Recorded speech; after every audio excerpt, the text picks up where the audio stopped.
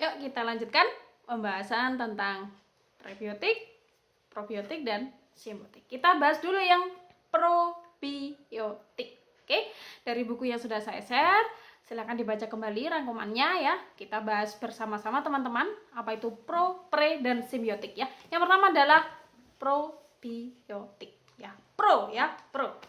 Oke, jadi probiotik adalah mikroorganisme yang hidup. Jadi keywordnya probiotik ya. Definisi dari probiotik adalah mikroorganisme yang hidup, kemudian mampu mencapai intestin atau saluran pencernaan, dan yang ketiga adalah memberikan efek kesehatan ya. Ingat ya, ada 3 ya. Mikrobanya harus hidup, kemudian mampu mencapai ke saluran pencernaan, dan terakhir adalah memberikan efek kesehatan. Jadi titiknya harus dipunyai oleh mikroba ya. Jadi syarat kalau kita ingin mengambil mikroba sebagai kategori dari mikroba probiotik itu adalah yang pertama harus hidup ya. Yang kedua harus mencapai saluran pencernaan, berarti artinya harus tahan terhadap asam lambung, dan yang ketiga adalah memberikan efek kesehatan. Oke. Nah, beberapa contoh dari mikroba yang kategori prebiotik pasti kalian sering mengkonsumsi atau sering mendengarnya, yakni golongan dari Lacei, kemudian Lactobacillus plantarum, dan beberapa golongan Lactobacillus yang lain ya. Yang paling sering kalian dengar adalah Lactobacillus casei, karena memang mungkin itu yang sering kita temukan di kehidupan sehari-hari. Sehingga apabila kita menggunakan atau kita mengkonsumsi ya mikroba, kita masukkan mikroba probiotik ke dalam tubuh kita, maka akan memberikan banyak dampak kesehatan. Saya berikan contoh 2 efek kesehatan apabila kita mengkonsumsi probiotik ya. Yang pertama adalah bisa mencegah kanker, dan yang kedua ternyata kalau kita mengkonsumsi probiotik maka memberikan efek hipokolesterolemik atau menurunkan kolesterol. Oke. Sehingga itulah kenapa di bidang pangan banyak sekali kita membuat namanya makanan probiotik ya. Kalau probiotiknya adalah mikroba, berarti kalau pangan probiotik berarti artinya apa? Oke, pangan yang mengandung mikroba hidup ya, dan nanti akan memberikan efek ke kesehatan.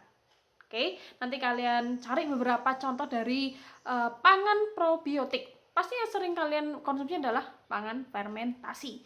Bisa dalam bentuk pangan berasal dari susu ya, jadi susu terfermentasi berupa yogurt, kefir ya, dan lain sebagainya. Kemudian ada lagi keju probiotik, bahkan ada loh teman-teman, permen itu dibuat permen probiotik. Berarti artinya kita membuat permen yang ditambahkan dengan mikroba probiotik. Kemudian fermentasi sayur seperti asinan, kemudian fermentasi untuk daging ya seperti sosis dan sebagainya.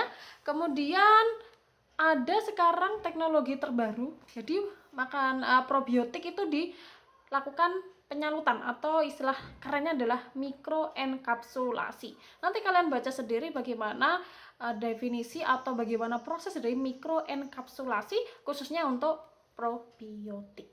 Oke, paham ya? Jadi probiotik adalah mikrobanya ya, probiotik berarti mikrobanya.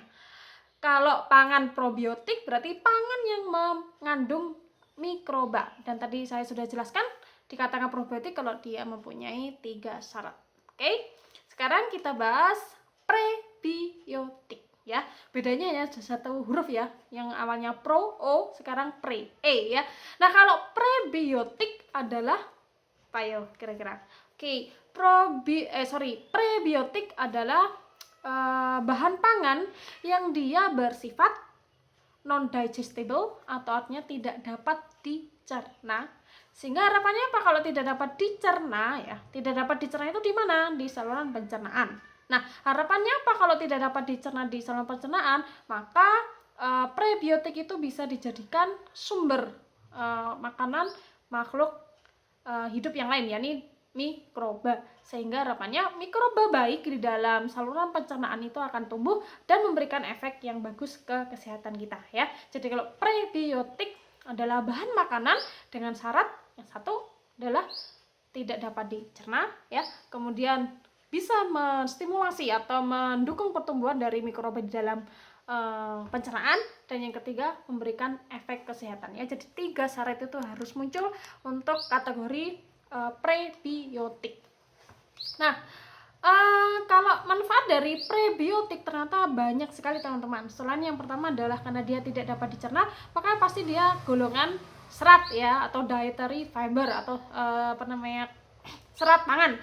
Kemudian yang kedua adalah juga bisa mencegah kanker, kemudian bisa tadi hipokolesterolemik atau menurunkan kolesterol, kemudian bahkan dikatakan di situ prebiotik juga mempunyai efek terhadap imunitas, jadi meningkatkan imunitas tubuh. Kemudian sering juga prebiotik ini ditambahkan dalam formula untuk bayi ya, sehingga beberapa contoh prebiotik yang sering dipakai di bidang pangan adalah, kalau kalian pernah mendengar, ada FOS ya, ada GOS dan inulin. Nah, nanti kalian cari sendiri dari 3 yang saya sebutkan tadi ya, FOS, GOS, inulin.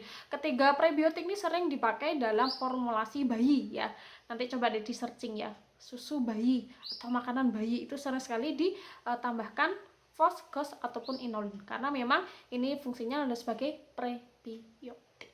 Oke, terakhir kita bahas simbiotik. Nah, kalau simbiotik berarti adalah gabungan antara pro dan prebiotik.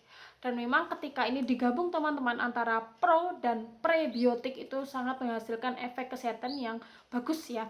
Di buku yang yang saya share dan kalian sudah rangkum itu ada beberapa efek kesehatan. Salah satunya adalah ketika prebiotik dan probiotik itu digabung menjadi yang namanya simbiotik ya, kemudian diberikan ke pasien malnutrisi ya, ternyata dalam beberapa bulan kemudian terjadi peningkatan berat badan, kemudian terjadi beberapa efek kesehatan yang lain ya. Sehingga nanti silahkan nanti kalau kalian ingin mengaplikasikan bioteknologi tradisional ya, bisa dalam bentuk probiotik, prebiotik ataupun simbiotik. Oke, saya rasa cukup untuk pembahasan tentang probiotik, prebiotik dan simbiotik hari ini. Semoga bermanfaat. Wassalamualaikum warahmatullahi wabarakatuh.